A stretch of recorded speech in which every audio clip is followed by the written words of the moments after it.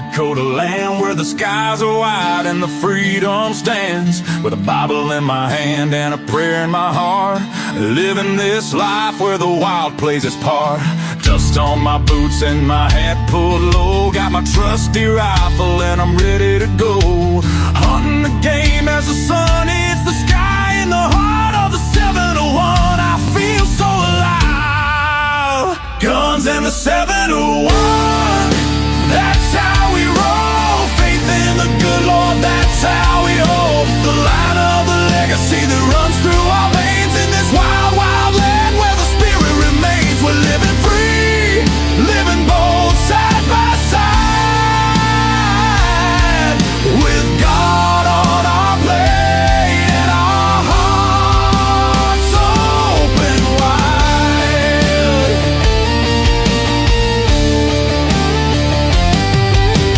Ranching the fields, the cattle run free with a purpose so strong, it's our grand legacy. The rivers run deep as we cast out our lines, fishing the waters where the North Star shines. Got the warmth of the sun with the chill of the night.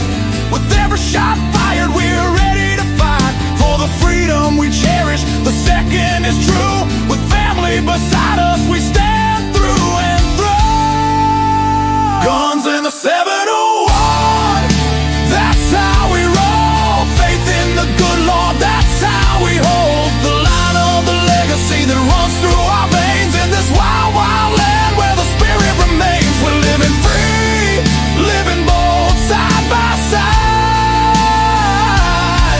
with God on our plate and our hearts open wide.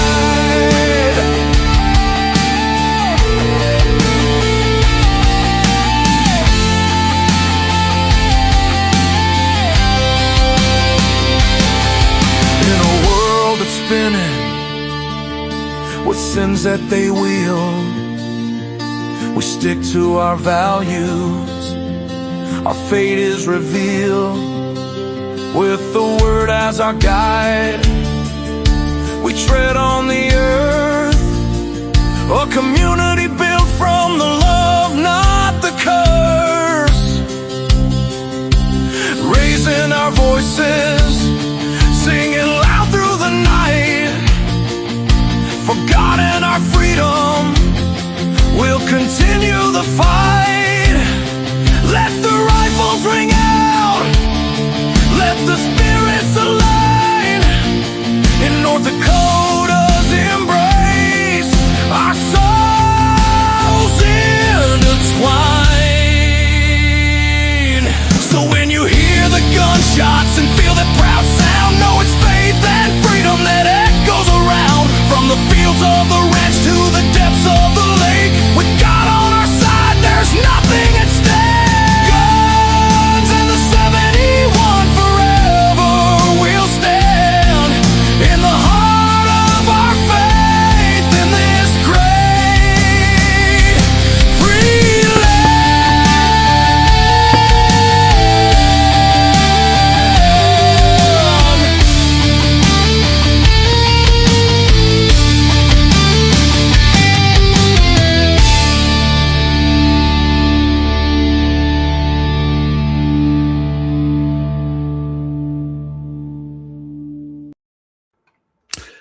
Alrighty, good evening, all my fellow MVEs. Brian, good to have you, and Lynette, thanks. Yeah, that song is, like I said, it's AI generated. I'm not a big fan of AI, but I'm telling you, they did a good job with that.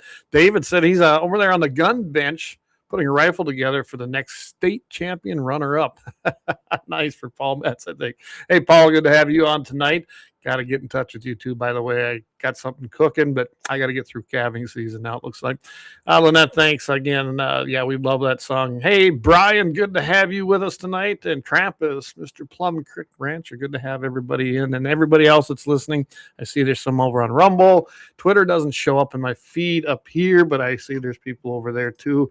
But it does not get the traffic it used to. So either we're being shadow banned over there, or I couldn't even tell you. But again, thanks for navigating and finding us on a Tuesday, the brand new night that we're going to be doing each and every week. Now, like I said earlier and last week, that it has to do more with the fact that I got involved helping and volunteering with a church youth group, and I just enjoyed doing that. They actually have a welding program, and they always have a nice meal and a service. So it's been really fun to do that and help out some kids. There's some great kids in there. There's also some with a lot of issues, and it's great to be there and help with them, even mentoring them and teaching them a skill. So I'm not the best welder, but the guy that runs that program, I help him. I'm more like the unpaid labor, but it's just, I do enjoy doing it. So again, thanks for doing that and migrating over, because this will be the brand new day for Guns in the 701. With that, I'd like to get started like I do all the time with an evening prayer. I think it's very important, and especially in the turmoil we see today in our world. So, Heavenly Father, I'd like to thank you again for a beautiful day and for all the moisture you sent our way. It was much needed and a blessing, surely, for all of us that are involved with ag.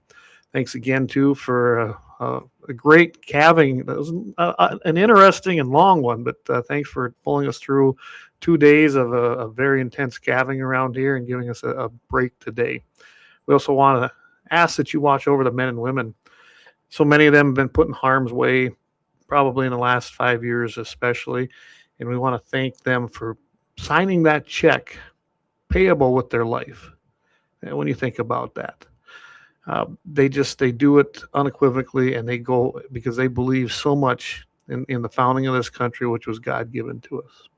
Also, watch over our brothers and sisters out there that are facing some hard times, and those that might be listening tonight. You know who you are. Trials and tribulations are given to each and every one of us. I have faced them myself, and we want to thank you for being there every step of the way with us, which makes us stronger in our faith, brings love into our heart, and also grants us forgiveness to each and every person that we come in contact with, just as you sent your only Son that we just celebrated to take the sins so that we could also be forgiven. Again, thank you, Lord. Please be with our leaders so they make the correct decisions and lead this country into your glory. In your name we pray. Amen. All right. So with that, we will get started. Of course, I got to start this out with the Second Amendment. A well-regulated militia being necessary to the security of a free state. The right of the people to keep and bear arms shall not be infringed. And tonight, what I got in line for you, I'm going to try to keep this at just about an hour, a little over. Don't forget, scan that QR code, everybody, up there. For if you want to subscribe, you can do $5, you can do 10, you can do anything. It keeps the show running, and of course, it's in support of the show, and in addition to our sponsors who have been fantastic over this past 3 years. But I'm going to be running down Secretary of War Hegseth. He put out a memo that's going to shift military base carry policy towards armed self-defense. Something new as far as what we've seen from administrations in the past. Also, the Firearms Policy Coalition has rated the states as to the freest to the worst. And I'm telling you, I'm sure you can guess already who's at the bottom of that list. Might be surprised where you find North and South Dakota, Wyoming, and Montana in on that list. And I'm going to go over that a little bit down and break it down. Hey, 18 Wheels, good to have you on as well. He says, is this a hostile takeover of JD's time slot? No, I actually visited with him, told him I was planning to do this. And I think he's going to probably do something on Wednesday nights. I think that was the plan that he's planning to do. So it wasn't a hostile takeover. No, it wasn't. Eric, good to have you. He says, good evening from the better half, the better of the Dakotas. Dan Brown, good evening from the Western Edge. Thanks, Dan. We sure appreciate it. And so breaking that down a little bit more. Also, we'll see how much time we have here, but I know I've got a couple other things. NRA, by the way, they've asked a question. Been a change at our United States Postal Service that you can now ship handguns through, which that should have always been. They're kind of a semi, I guess I'd call them, governmental agency. They're not really an agency. They're with the feds, but they're actually independent. It's a completely unique structure with the United States Postal Service, but you will be able to ship guns. We will see. I don't know why anybody would. I'm telling you. They can't even get a letter here. They can't even get packages here. And now with my area, my address has changed yet again.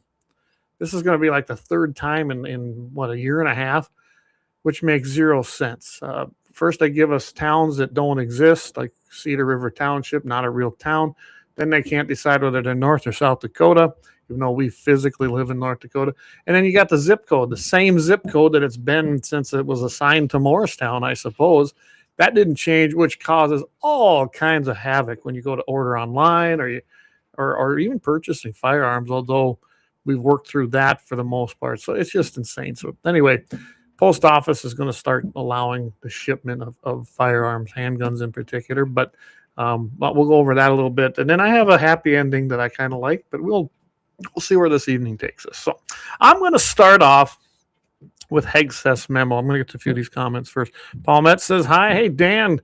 He's over at Dan Hager Television. He says, hiya, Doug. He says, even from the middle of the windier of the Dakotas, my goodness, did we have wind today. We hit 52 degrees, but it said the wind was blowing pretty good out of the southeast. Let's see. We got 18 Wheels. He goes, I sent a note in the Hegseth's office thanking him for standing up for the rights of our boys on base. Everyone should do the same. And you aren't alone, Dan, or 18. I'm telling you right now, I hopped on that Twitter feed, or X now. You are not the only one. People are very, very happy. You got the crazies out there that they're never going to love freedom, the Second Amendment, God, or anything this country stands for. So, of course, they don't like Pete Hegseth either, and they do not like that memo. Well, that says, my dad just got his Happy Thanksgiving card from the granddaughter that lives in Naples, Florida. Isn't that insane? Yeah, it's a Thanksgiving card just now. Hey, Leon Evening from the actual Dakota, not Nebraska's high top fade. Whoa, I think that's a shot across the bow for Mr. Eric Newman. So I suppose he'll respond in kind. But anyway, just came across Nebraska here a few weeks ago, Kansas and in through there, which Kansas, by the way, if I remember it, I got to look at my list. Kansas is number one. It's in that number one spot on that Firearms Policy Coalition list.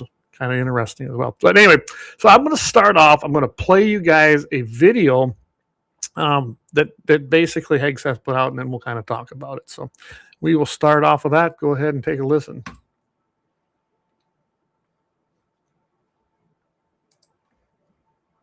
Our great republic was founded on a simple yet bold idea. Our rights as citizens are not granted to us by government, but instead by God.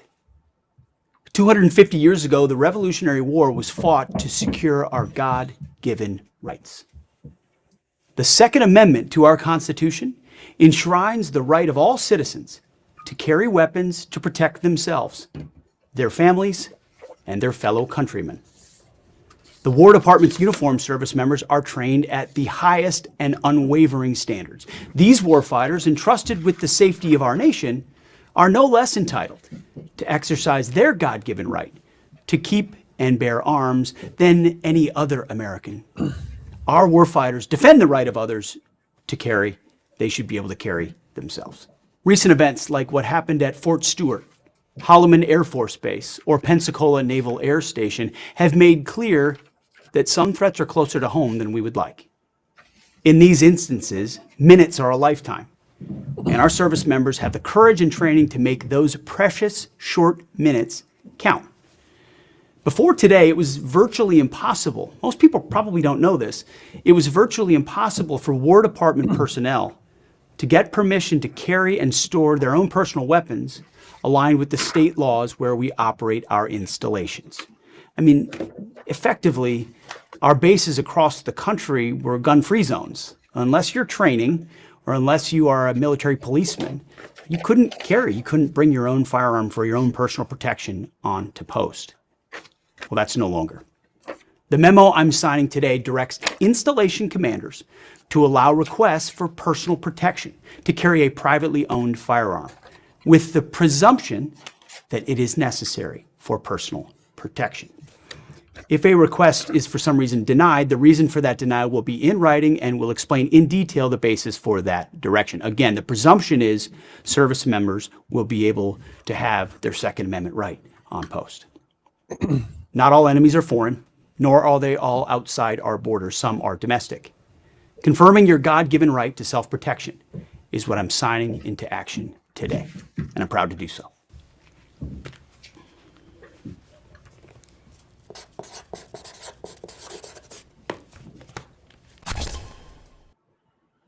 All right. You just saw it there. I mean, Secretary Hegseth signed that memo, and he made no bones about as to why. It should have been done years ago. It should have never happened that they created a de facto gun-free zone. But as we know, Democrats and commies love that.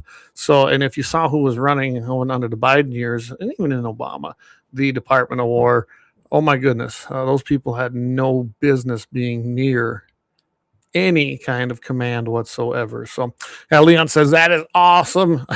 Doug Wolf, Pete Hegseth for SCOTUS. Well, that'd be great, except I don't even know if I know he was a news caster. He was I think with Fox News at one time, but I don't know if he actually is an attorney, and I think that's one of the prerequisites. But hey, you know what? He can study just like the rest of us. And that says Pete rocks. He could play Kennedy in a movie right there. We need to find that. Yeah, I like that. Yeah, Pete did a great job there, I think. We've seen this a lot. Think about this.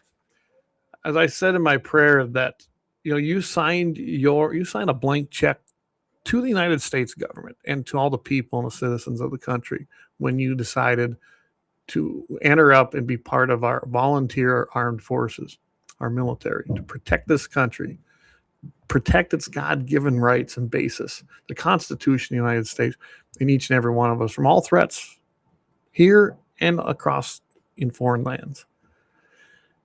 And you made it payable with your life. Think about that. And yet you can do that at 18 years of age. You're an adult at 18 years of age. You can be tried, prosecuted, jailed, all and punished as an adult.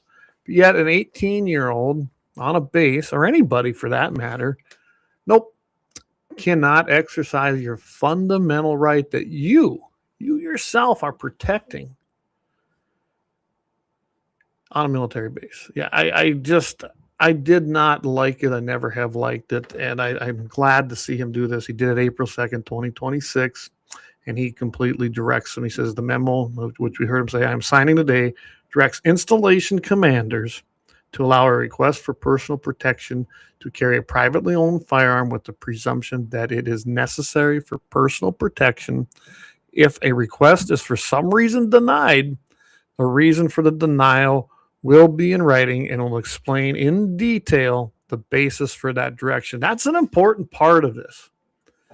They can't just say, nope, I deny you. They better have good reason. And it has to be in writing, and it has to be submitted, essentially. I imagine that under Mr. Hegseth, under Director Hegseth, that if you have a denial and you want to send it in, I guess that's your prerogative as a commanding officer. Probably better be really good, and it better be rooted in a real reason.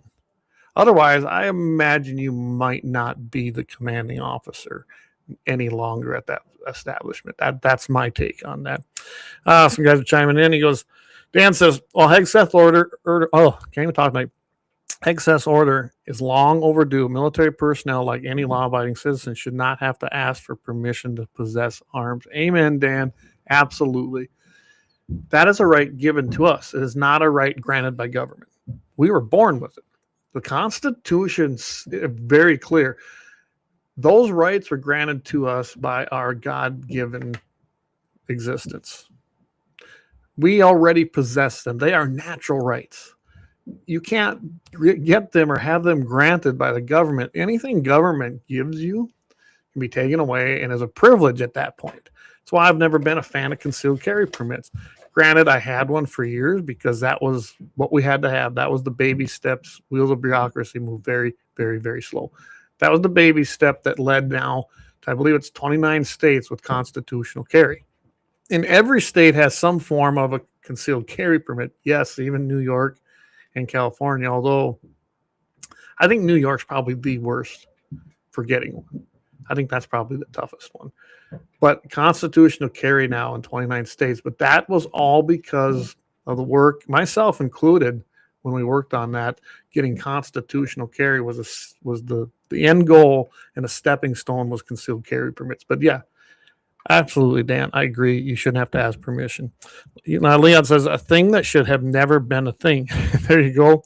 Like him dismissing the Hilo hat tip to Kid Rock. Yeah. I'm telling you, that was pretty cool that they did that for Kid Rock. And the left flipped out. Let me be straight on here. I'm wearing my Trump hat tonight because I still support Mr. Trump as our president, and I will never waver on that. Is he perfect? No. Was he ever going to be perfect? No. Trump is who he is. Was he the right guy for the job? Yes. Would you rather had Biden again? Would you rather had that kook Kamala?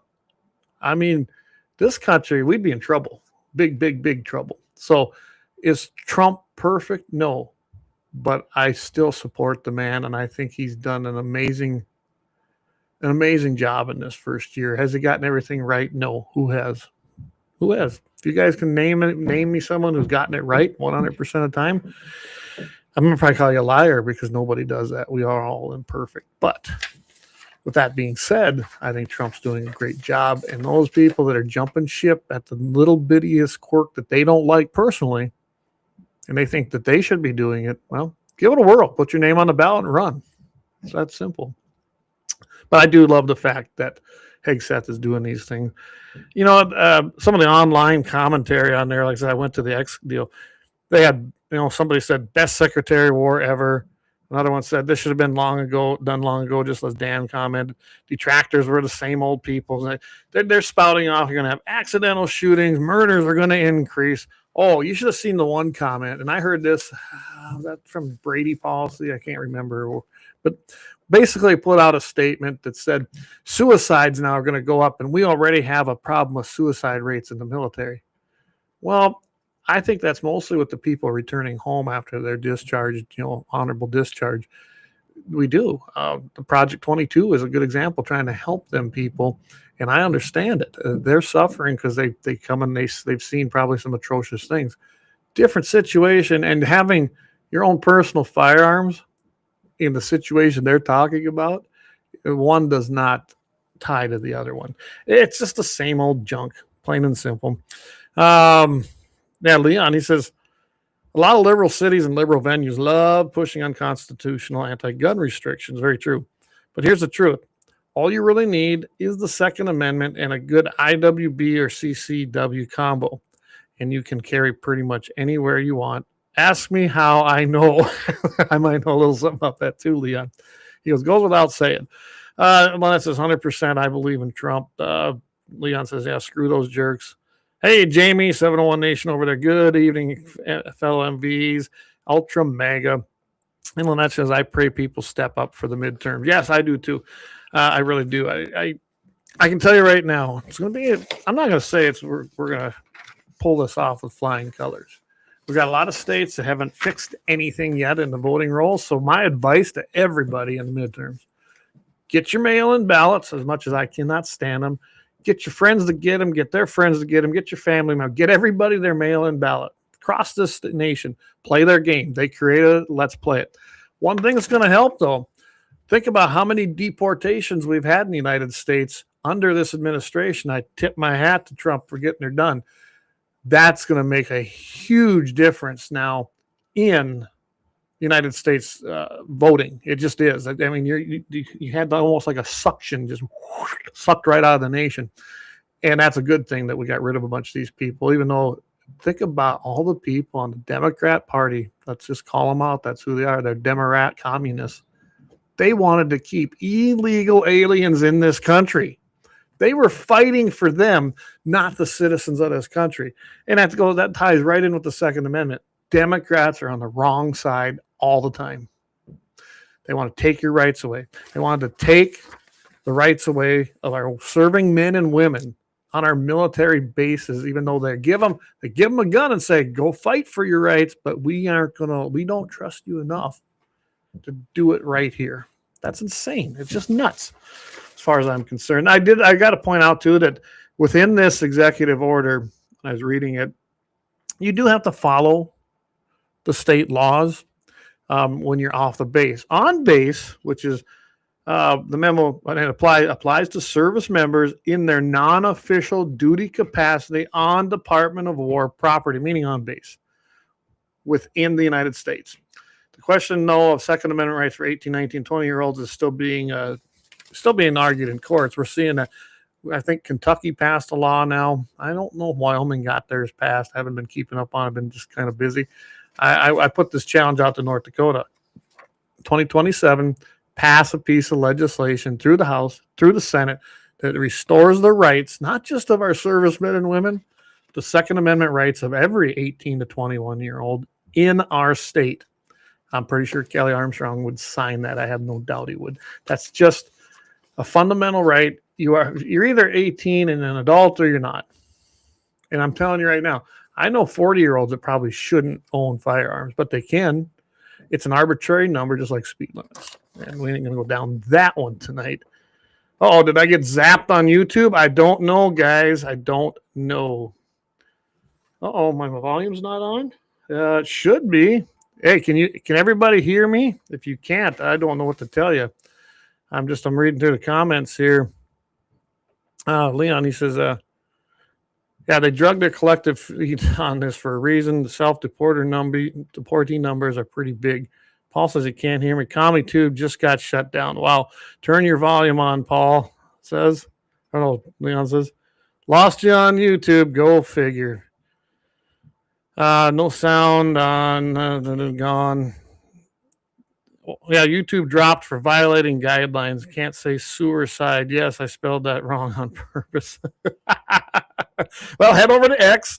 Head over to basically any of our other platforms. Go over to Rumble. I'm done playing the games of CommonTube. I am so sick and tired of that. I'm just done. I really don't care. I mean, you want to talk about an anti-free speech thing. There it is. If they want to do something, these private companies, by the way, owners of YouTube, which is Google, if they really want to stress that they're a private company, fine. Then quit taking the subsidies that you all registered for from the taxpayers. To me, that makes you an entity of the United States federal government in a way. You don't have any more rights as a private company if you're going to take that kind of subsidies. If you accept the tax money, then let's look at model it after ag.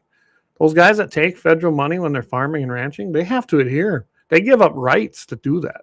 So should Google on YouTube. It's enough for them. It's just they should be done getting this exemption and have to uphold the Constitution. Plain and simple. That's my take on that. So, all right, I'm going to get off of here. I'm going to go try to check out a few things on what's going on with CommonTube. David, if you know, shoot me a text. We'll take a look at it. We can do what we need to do. But with that, we're going to take a quick break because of it. That's pretty much as wrapped up on what Hegseth's done, and I want to thank, I'm sure he's not watching, but want to thank Department of War Secretary Hegseth for once again restoring the rights of the Second Amendment of our servicemen and women. So we will be right back. I'm going to thank some great sponsors who've been with us for a long time, and then some not so much long, but they've been hanging in there with us for at least a year or two on top of what we've been since Laurado's been with us since the beginning. So we want to thank all of them for that. Here we go, guys. I'm going to play the long one because I want to go check all this out. We will talk to you right here, same place, right after the break.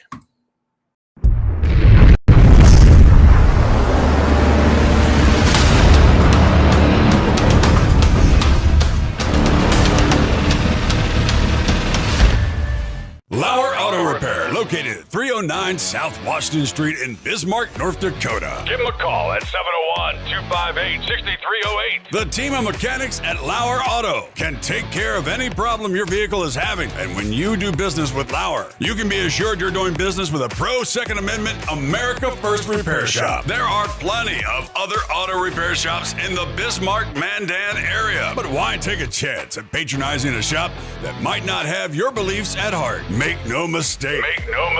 Lauer Auto is your pro Second Amendment repair shop. When you talk to the guys at Lauer Auto, don't forget to tell them that you heard they are a sponsor of Guns and the 701 and that you appreciate their support of our pro Second Amendment, pro North Dakota live stream and podcast. That's Lauer Auto Repair, 701-258-6308.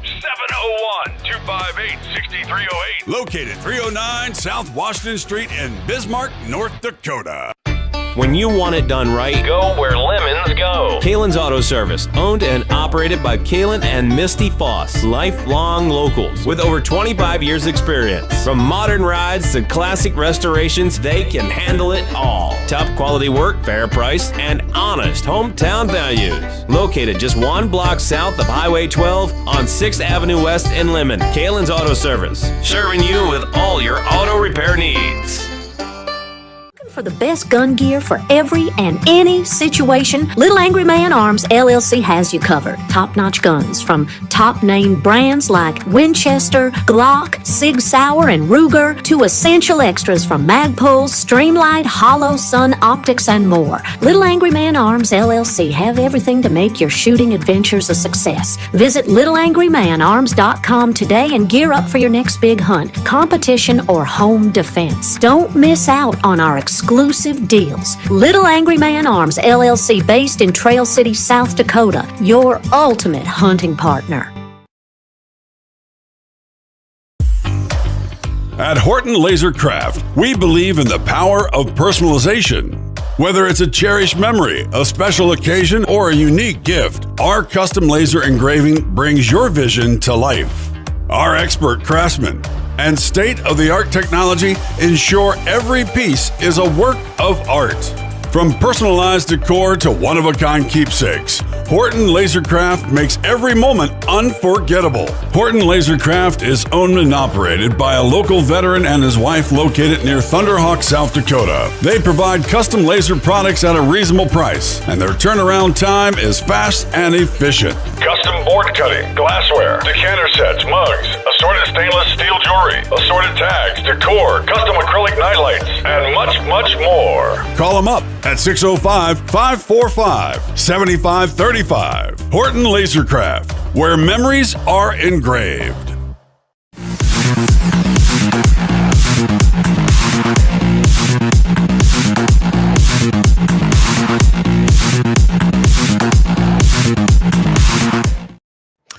All right, we are back. Hey, thanks to those of you who have found our other channels. Go over to the backup channel, Guns in the 701 Backup.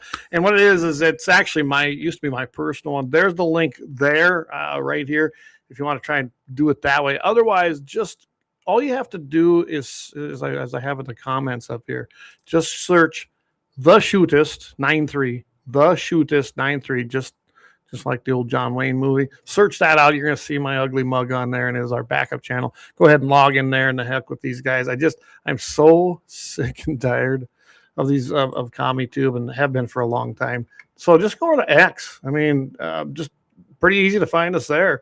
You go to gunsandthe701.com, and it's actually at guns and spelled out the 701. You search that, you're going to find us over there very, very easily. So there we go. Thanks again to our great sponsors, Lauer Auto Repair. They've been with us since the beginning. Axe and the boys do a great job. Hey, spring is coming up, right?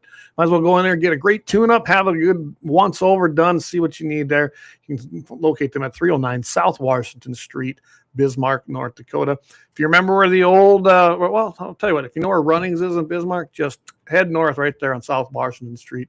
You're going to run right into Lauer Auto Repair. 701-258-6308.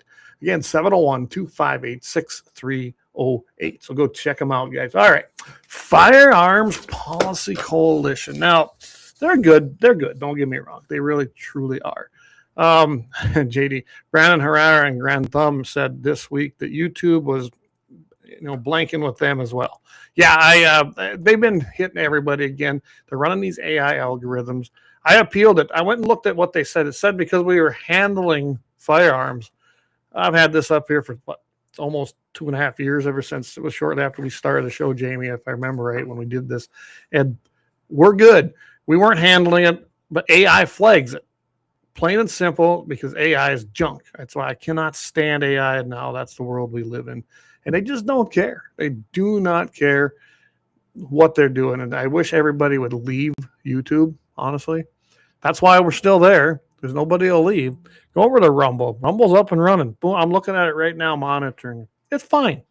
And we got two of them over there. We've got Guns in the 701, and then we've got the first one that we made, which was Guns in the 701 Network. Go find them. It's pretty easy to find those on Rumble. Yep, over 2 years for sure. Yeah, exactly, Jamie. I know when we did this, when I put all that back there, but they don't care. What are we going to do, right? And that's what part of that is. But again, go over there and migrate over to the other CommieTube channel. It gets dings once in a while, but not as many. But if you go over there and find them, then you'll be able to see us on there again. And I know that a lot of people stream, and that's why they use X. You can't really stream on a Roku that I know of, but you can on YouTube. And I've been working on this, and it's a little bit more complicated than I thought, was to get the app created so that it can be put. There'd be a Guns and 701 app, and you'll be able to see it on a Roku anywhere you stream. You can head over to our website, gunsinthe701.com. We're up and running there too. But I got to remember, I don't really remember for sure. Oh, I might have to check that out here in a little bit. But, if I remember correctly, yeah, I think that comes right from the YouTube feed now, rather than from my own code here. It's my static streaming key. So I might have to talk to her and have her change that, because that's no good if that's what's happening. So, all righty, guys. So Firearms Policy Coalition releases their 2026 State Freedom Index. I wonder how our state done. It's kind of interesting to me how it comes out, but I'm going to throw this up here for you all to see. There it is. North Dakota comes out, which is interesting. They're kind of in the middle with an 86.36%. So what that means is that they come out in, I forget what the category was. I think it's free-ish state, which falls in that 80-some%. And the reason they got dinged on that pretty much was because of the questions that they asked or applied when they were actually doing this. Here they are, arms. As you can read, you can read some of this. Does the state prohibit or restrict the purchase, possession, or transfer of common handguns? No. And if you go through, we get perfect score there, right? Perfect score, no. Here's where it happens. Carrying, and we do have issues in this state. Does the state require a typical person to acquire a permit or license to carry a handgun in public, including vehicles for self-defense? Respond, yes, if both permitless and permitted carry are available, but a license allows for carry in more places. So this is a no, because in North Dakota, that part they got right. The permit does not allow you to carry in more places than the constitutional carry aspect of it. So that's why that's there. Does the state impose an age-based ban on the ability of 18 to 20-year-old adults to acquire a license or permit? Yes, they do. That gave them a mark. Does the state impose a ban on carrying firearms in places of worship? So yes, but there is some grayish area there, but it should just not even be there at all. Does the state impose a ban on carrying firearms at government buildings other than schools, legislative, executive office, courthouses, offices, jails, prisons, mental, which ones, that are open to the public? Yes, they do. So that was basically the three dings that dropped them down to this 86.36% of being free. Acquisition, not a big problem here. You don't have to have a FOID card like you would have to have in Illinois. So that's not an issue at all. But it definitely, it's going to give you a little bit of an issue if you have to have a FOID card or want to buy ammunition, things like you're seeing there. So that's where we're at in North Dakota as far as our ranking. Is it horrible? No. Is there room to work on things? Absolutely. I've been saying that for years. Then I got some other stuff. Does the state require mandatory registration? No. Does the state lack strong state preemption? No. In fact, we've had a couple of court cases about that. So compared to other states, so here's North Dakota to Maine, right? Or let's see, now you choose one. Which one do they have here?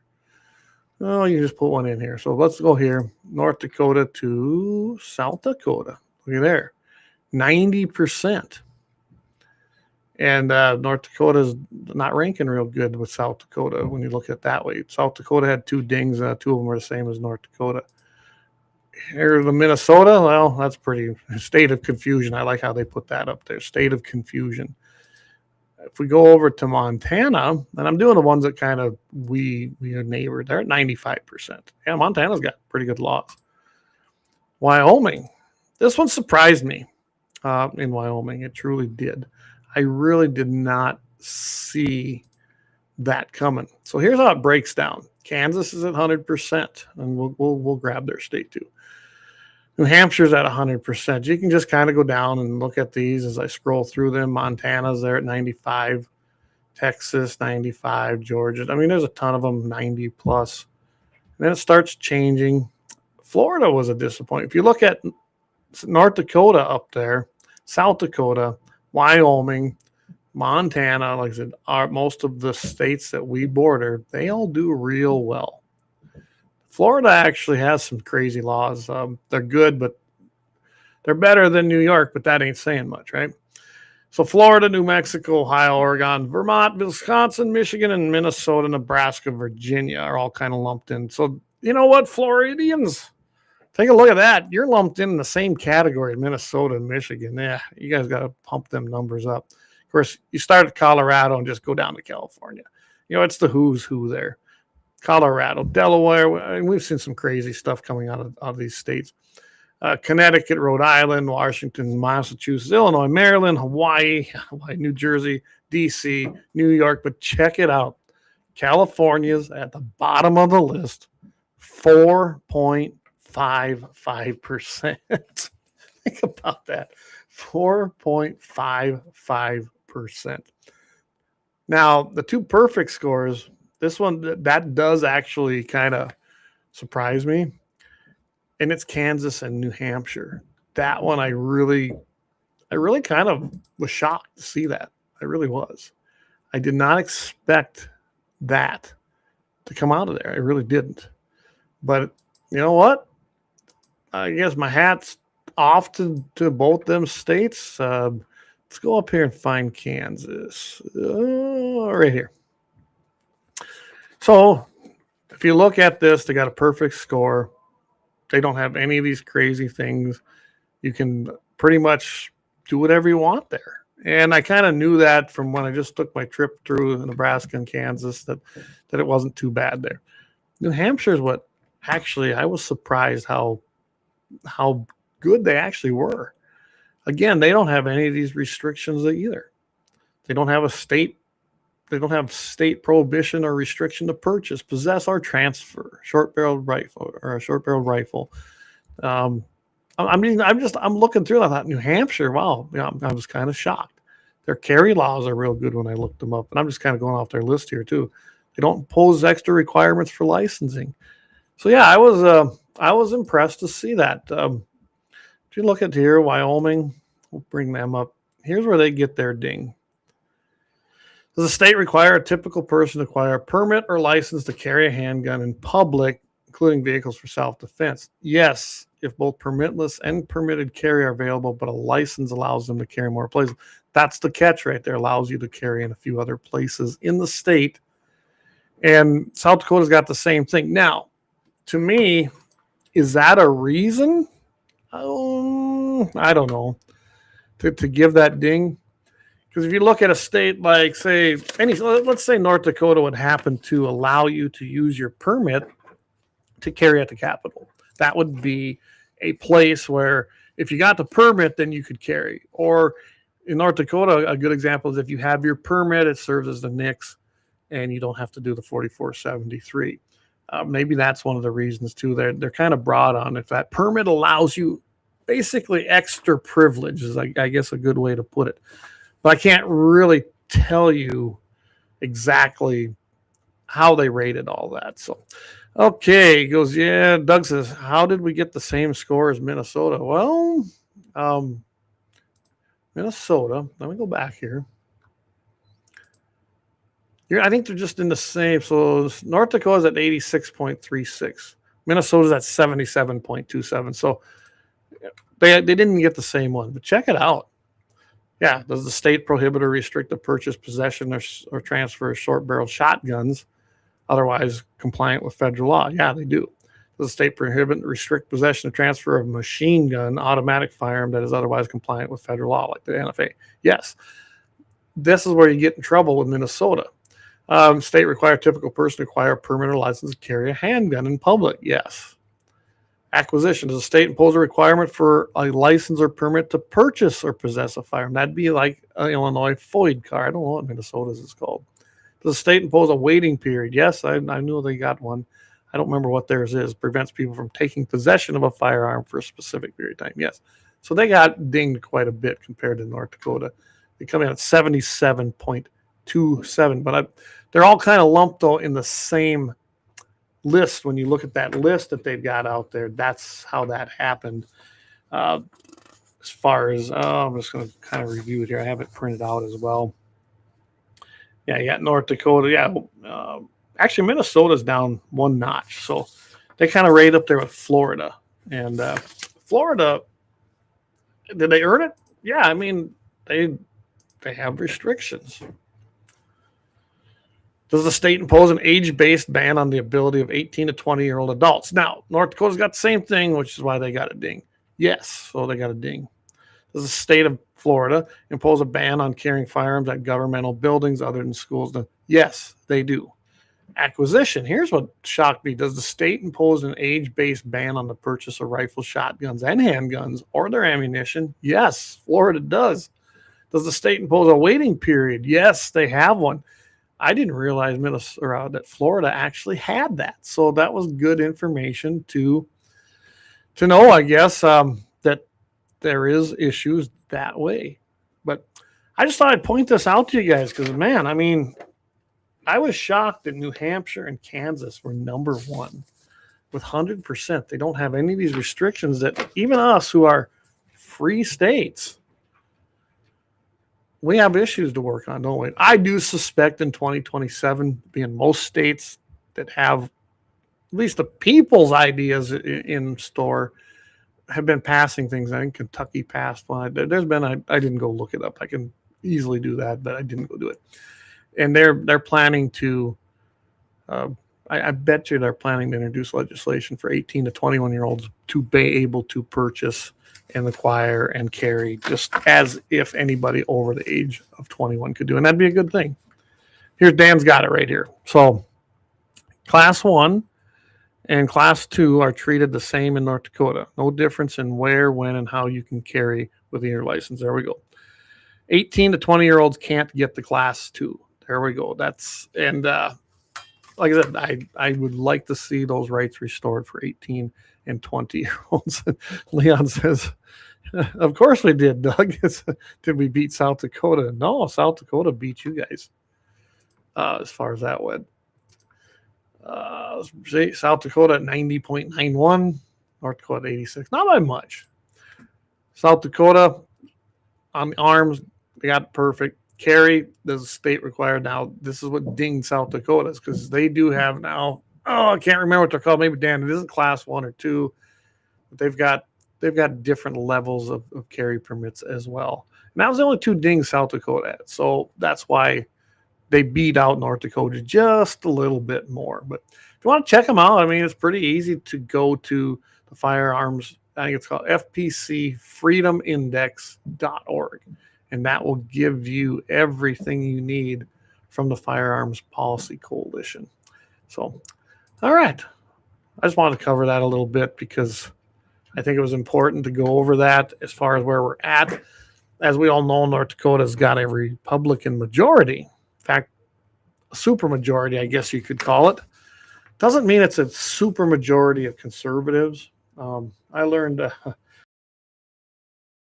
moved up here, or when I actually became a resident up here, and learned that North Dakota is not as conservative as South Dakota. It just isn't. I did a lot of work in South Dakota, and it just flat out isn't. And I think it has to do with your guys' open primary and no registration, which I'm not even going down that rabbit hole tonight.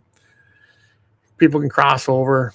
They got to vote in one party, but it's easy to do. Just vote down there and you can screw things up. You got a lot of Democrats that ran as Republicans that get elected because the voter base seems to just vote for the R.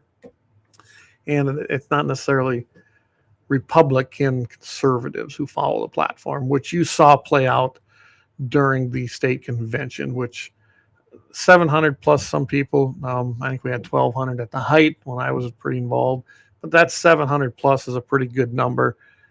And they're the people that are the base of the party. Let's just face it. Those guys that, and all our incumbents that skip, that was an insult really to those Republican members. I'm not talking about leadership. The members, the grassroots, nuts and bolt people that took the time, spent their own treasure to get up there and attend the convention for their state party to nominate their candidates. But they snubbed them. Really? So I guess you don't care about any of them people, and you're just going to go rely on maybe getting Democrats to vote for you, which does not make you a Republican. But I'm not. That's enough. I'm not going down that rabbit hole very far. If you want to be part of the party and call yourself Republican, go participate if you can. Otherwise, I'm talking to the people who did not show up as elected officials holding office. Go change your party. You should have been there. Plain and simple.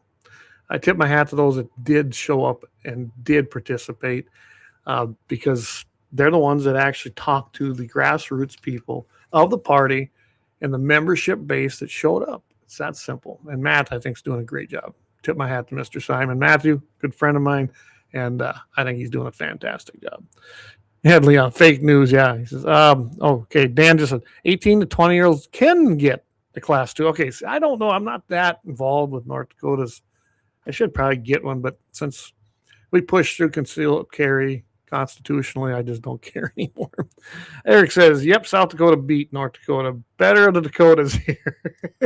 As I bet Eric's sipping on his Pendleton 1910 as he's doing that. So, all right, we're going to take another quick break here. I think I'm going to go over. I got a couple things here. Yeah, I don't know. I think I'll go over the post office stuff and kind of show you what's going on with that. Then I have a happy ending chronicle. Whatever I don't get to, I'll probably use on Friday morning. I didn't make last Friday because guess what? Cattle had a different plan for me that day. I had to go out and help and assist the cow. So when she was calving, so there was no way I was going to make it on Friday morning. So, all right, guys, we're going to take a quick break. Appreciate everybody tuning in here. Again, LAUER Auto Repair, one of our longtime sponsors, been with us from the very beginning. We want to thank Axe and the guys there, and that's why Guns on the 701 is powered by LAUER Auto Repair right down there on 309 South Washington Street, Bismarck, North Dakota. We will be right back after these messages.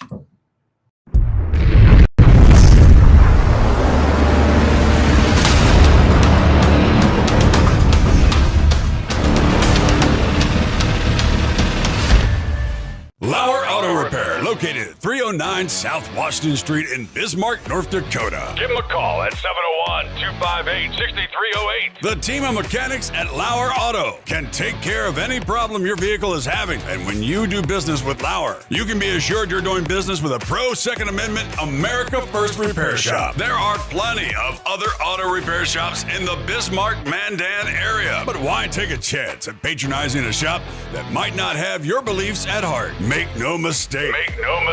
LAUER Auto is your pro Second Amendment repair shop. When you talk to the guys at LAUER Auto, don't forget to tell them that you heard they are a sponsor of Guns and the 701 and that you appreciate their support of our pro Second Amendment, pro North Dakota live stream and podcast. That's LAUER Auto Repair, 701-258-6308.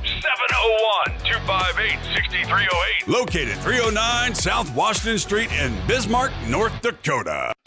When you want it done right, Go where lemons go. Kalon's Auto Service, owned and operated by Kalon and Misty Foss, lifelong locals with over 25 years experience. From modern rides to classic restorations, they can handle it all. Top quality work, fair price, and honest hometown values. Located just 1 block south of Highway 12 on 6th Avenue West in Lemmon, Kalon's Auto Service, serving you with all your auto repair needs.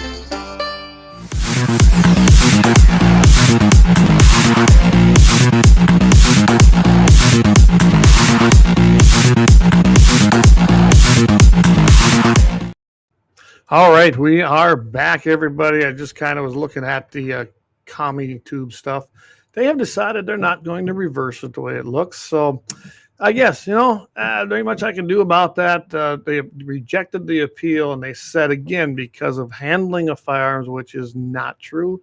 But they said it don't matter with commie tube. They do what they want. So to hell with them, I guess, and that's the way it's going to be. And I don't even cuss that much anymore. I was going to say, good to see you. You're back, Eric. But no, anyway, I'm telling you right now, commie tube, but we got our backup, so we'll go with that. So earlier I said I'm going to talk about the United States Post Office. So there is some things you need to know. They announced that NRA asked a question, which was good to see that they actually pointed them out. I think that it's important that NRA stays very, very much involved, and they've been stepping up. I know a lot of people haven't been paying a lot of attention to them, but NRA's Frank Minter, he actually asked, he says, okay, now that that's the rule has changed, are they going to actually allow it? I'm glad to see them calling out. And that's what they did. They announced that, yes, you can ship handguns via the United States Postal Service. Again, why would you, the way they lose regular mail? But hey, it is a good step in the right direction. It does restore rights of the Second Amendment to the citizens of the United States. But, they call them a quasi-private entity, the United States Postal, which they are. But there's no reason that they didn't allow that. Just like I think it's a bunch of bunk that they're able to tell you can't carry in there. Why? It's not stopping anything. People are going to break the law and kill. That's what they do, right? All right. So when they ask the question, here's what they're saying. The post office actually now is saying that it's deferring to the Department of Justice's constitutional analysis of this issue. They defer to the OLC's judgment as a lawful scope for the criminal statute. Again, bureaucracy, right? Oh, we're not going to make a decision on it, but there has been a rule change. Restriction has been forced. They've been forcing gun owners into costly workarounds, such as going through FFLs, travel interstate, things like that. The basis, though, is that it was common at one time, big time, to buy firearms without a NICS background check, the 4473, just as it was common to buy a fully automatic firearm before 1934. And this is what I'm getting at. It all goes back to Bruin. If it has a historical common use and they were doing it then the Supreme Court says, hey, it is legal for a citizen. They worded that great because they were able to make a basis decision that's affecting just about every gun. Now, gun law in the books. You've got rogue judges that have no regard for the actual Constitution and the words within it.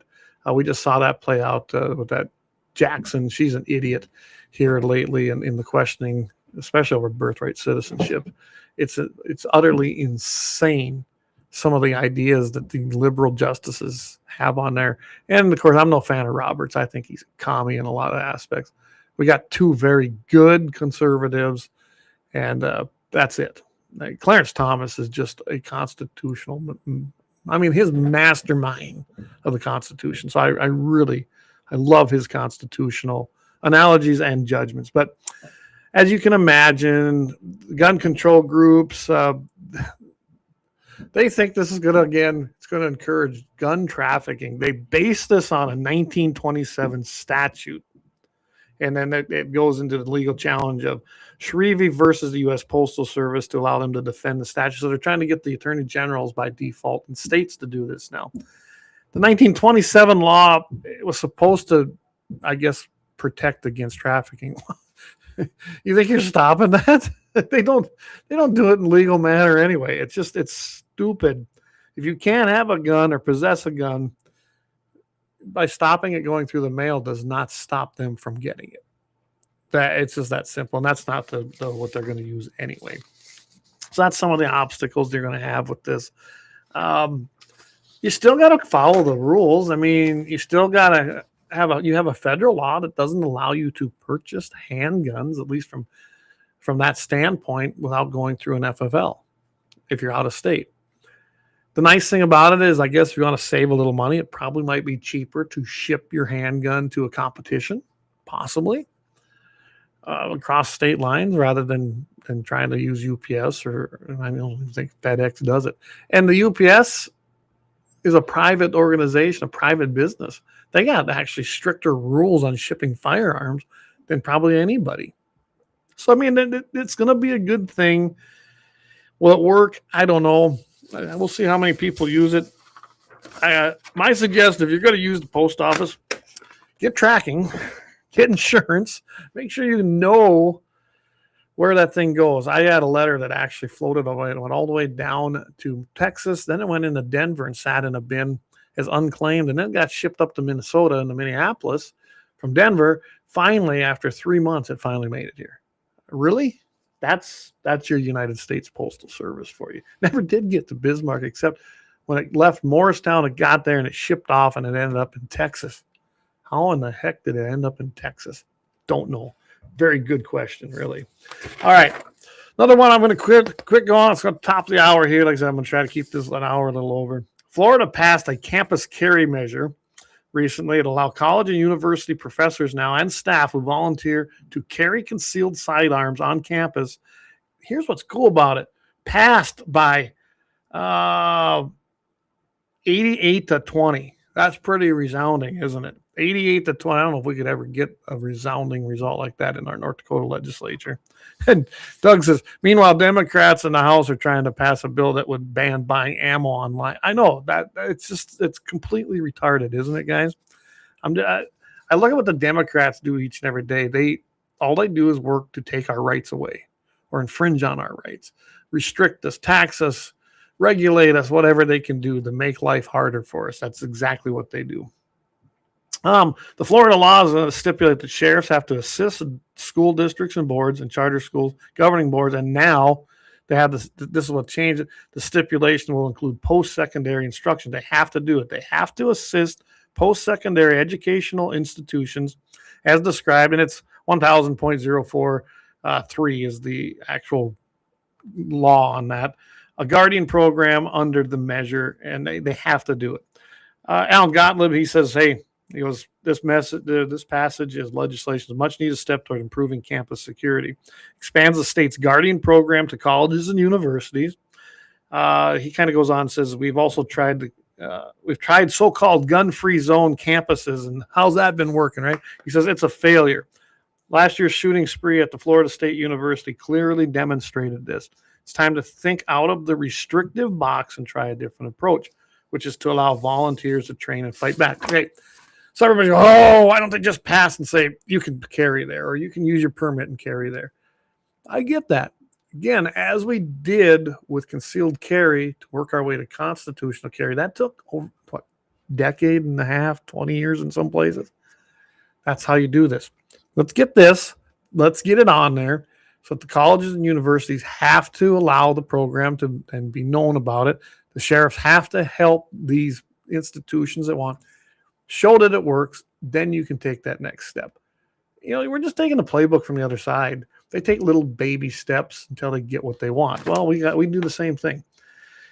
He says all that's accomplished was to fool the people into believing some action had been taken while the body count climbed, and that's what they were talking about. It's clearly time for more aggressive strategy, which will enable trained faculty and staff who are strictly volunteers to provide another layer of security and safety. He goes, because their arguments haven't worked on the other side. Criminals are crazy people. They don't want to pay attention to gun-free utopian measures or any laws. Criminals are criminals by way of breaking the law, right? They don't care. So let's change course, give people at colleges and universities not just a fighting chance, but training and skills to intervene and stop tragedies. We can no longer afford to entertain the anti-gun sympathies of head in the sand ivory tower ideologues who are so afraid of firearms that they're willing to allow fellow staff and students to become victims in order to maintain their lofty notions of being above the fray. College and universities are not immune from violent crime. Maybe the Florida lawmakers will recognize this and get rid of these gun-free zone zealots. Absolutely. I couldn't agree more. I love John Lott Jr.'s More Guns, Less Crime. It's a great book. If you haven't read it, no, I didn't get any sponsorship from him, go read it.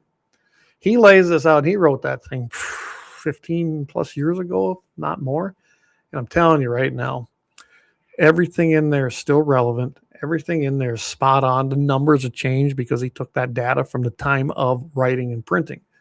Go check it out because it is kind of true, the old saying. An armed society is a polite society. The people who break the law and use a gun for criminal intent, you're not stopping that. But those of us that carry because it's our right and we want to defend ourselves, we're not out there committing crimes. And I can tell you right now, one of the number one questions, and this was in his book, when I asked the criminal, why'd you choose this place or choose that target? He said, because there was no resistance. We broke in and robbed the place because there was no guns in the home. We went to the XYZ building and shot at people or robbed it because we knew we wouldn't be shot back at. I mean, they knew there were no guns there after they cased it out, so they went there. The people who carried guns, yeah, you don't see that happen. You don't go to an NRA banquet and see anybody trying to take that, do you? You don't go to the annual meetings and have how many gun owners carrying in the general area. There's some restricted places that have to be when there's dignitaries, but you don't see a big breakout of gun shootings at the annual NRA banquets when I don't know how many members show up. A lot of them armed. It doesn't hold water. It just flat out does not hold water. By the way, speaking of the NRA, annual meetings coming up, Houston 2026, April 16th through the 19th at the George R. Brown Convention Center. You're going to go to that if you can. It is the first time it's been in Texas. So too bad it's in the commie town of Houston, but it's got to have a big facility, lots of rooms. I have no clue if President Trump's showing up there. He hasn't confirmed. I guess one of the entertainers there is going to be Tyler Farr. I don't know who he is. I guess he's one of the new country music singers. I don't listen to the new country, but you're going to want to go check it out. Usually it's a pretty good time. I would highly recommend, if you're able to go to it. Go see what it's about. Have some fun. It isn't going to hurt to do it. I'll go ahead and play their little video for you if you want to see. This was a recap from last year. As long as men and women like you stand up for our Constitution, we will always have the right to bear arms.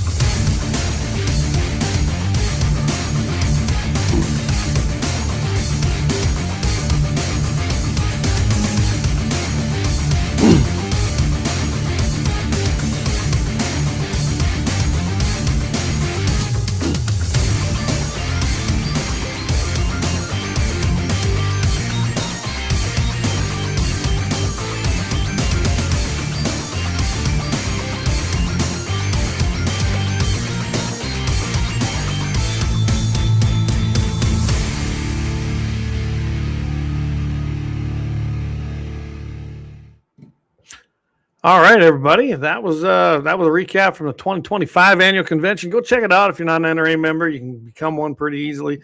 Again, April 16th through the 19th. Great time down there. You're going to see a ton of cool stuff. They just had the board of directors elections. They're going to go ahead and swear those in at the actual annual meeting that takes place there. And I encourage everybody that if you're not a member, join. I'm telling you, NRA's had a change in leadership, and it's a good change. And they call it NRA 2.0. They got their own website for it. I would highly suggest you go and check it all out. By the way, Nate Brown, who was a field rep, and then there was some big layoffs during that big change. He's now going to be the advancement officer at the Whittington Center, and that's in New Mexico, which, oh, what a fantastic facility. I'm going to try to have him on. I don't know. We're going to see if we can have him on We might do a special. He was talking about trying to do it right from the annual meetings. We'll see if we can make that happen next week. Otherwise, planning to have him in on the 21st. And he'll give us a recap of the NRA annual meetings. And he's just a great guy. I really enjoy his company and talking to him. And just a great all-around guy. And he's going to be working now as the advancement officer for the Whittington Center. So that's pretty cool. And I'll let him kind of explain what that's all about. I'm going to skip the happy ending. I'll use that on Friday. So I'll give you a little rundown here. Friday coming up, we have KFYR 5:50 a.m. I'll be joining Todd Mitchell on there at 7:15 in a.m. Mountain Time, 8:15 Central. Probably going to do my happy ending. I'm going to give you all an update. I wanted to do it this last week, but didn't get a chance to. And that's on this is on the Metcalf shotgun return. So Gabe Metcalf, you remember, out there in Billings, Montana, got arrested because he had a shotgun with him. He lived with his mother, was protecting her. They're on their own private property, and they do have an exemption from the gun-free zone that the feds have laid out. But they arrested him anyway, and it got finally thrown out after, 2.5, 3 years finally. The whole thing has been dismissed. He finally got his shotgun back. I'm going to give you an update on there. Been following that story for 3 years, essentially. So I want to tune in for that. Got a great happy ending coming up. That one's going to be out of Kentucky. So in Kentucky, I didn't go look at there. I should have looked at that, but I'm going to give you a little update on that. Then Friday night, Blackbeard Logic, Leon Francis does a great job with that program. You're going to want to tune in for that. And that comes on at 5 o'clock p.m. Mountain, 6 o'clock Central. Tune in to Blackbeard Logic. Sunday morning, 7 o'clock in the morning Mountain, 8 in the Central Time Zone. Sunday Sportsman's Devotion with Pastor Vance Bishop. If you didn't catch his one last week, go check it out. That was fantastic. He does a great job on that. And I highly encourage that. And, of course, next Tuesday, it'll be me right here again, as it will every Tuesday. We enjoy I'm going to make that time slot. Doesn't look like it hurt us. Everybody found us. And there was enough people that let me know that ComicTube zapped us. So, yeah, that's how that goes. Let's see. Doug says, meanwhile, Democrats in the House. Oh, I've already read that one. Sorry. Hey, Jamie, thank you. Good show Friday. I'll be listening on Friday. And I think Jamie's probably going to do the show tomorrow night. He can confirm that, but it sounds like he's doing his show tomorrow night. I think we're just going to swap those 2 days, and it works out good for me. With that, everybody, I definitely appreciate you tuning in. I know it's a little shorter show tonight, but I got a couple things I want to go do. And time to check cows. I'm about 30% done in 2 weeks, a little less. So that's going really good for us. We should be done, and we should be on schedule in that first 45 days, which is that first cycle. I'm hoping to be 90+% done, and we're well on that road. A lot of great, nice calves. Had one that was really too big, and he didn't make it. But as the most part, we're staying pretty much 50-50 on our heifer to bull ratio. So I'm real happy with everything so far, and I appreciate everybody migrating over, seeing us on Tuesday night, and enjoying the show. All right, with that, I'm going to let everybody go. Tune in, support. Like I said, if you want, there we go. If you want to support the show, go over there, hit that, or just go to Guns and 701 and find the subscriptions or the donations. It's really, really easy to find, and I thank everybody who's done it. You'd be surprised how much $5 and $10 adds up every month to keep the show running. We sure enjoy that. So, all right, with that, thanks everybody. God bless. Keep your powder dry. And we will catch everybody next week. But Friday morning on the airwaves, 5:50 a.m. KFYR with Mitchell in the morning, 7:15 Mountain, 8:15 Central. Also, check out our podcasts everywhere you find them. iHeart, Spotify, wherever we have them up there. All right. See everybody next week.